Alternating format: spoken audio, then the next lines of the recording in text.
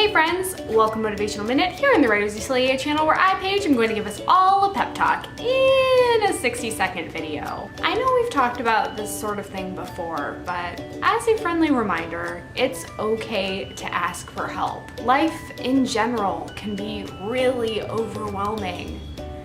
And sometimes balancing our writing with daily life or just our writing and the responsibilities that entails, like marketing, website design, events, all of that stuff can just feel like too much. If you're feeling overwhelmed, and we all get overwhelmed sometimes, don't be afraid to ask for support. Whether that's asking your spouse to do the dishes so you can get some writing done, hiring someone to help with marketing or your website design, asking for advice and feedback with your friends and writing community. I think something that's taken me a while to realize is oftentimes friends in your community are more than willing to help, but they can't help unless you ask. So don't be afraid to reach out, to be vulnerable, because they're your friends. That's what they're there for. And you know that you would support them the same way if they came to you. Subscribe for more motivation and inspiration. Don't be afraid to ask for help when you need it.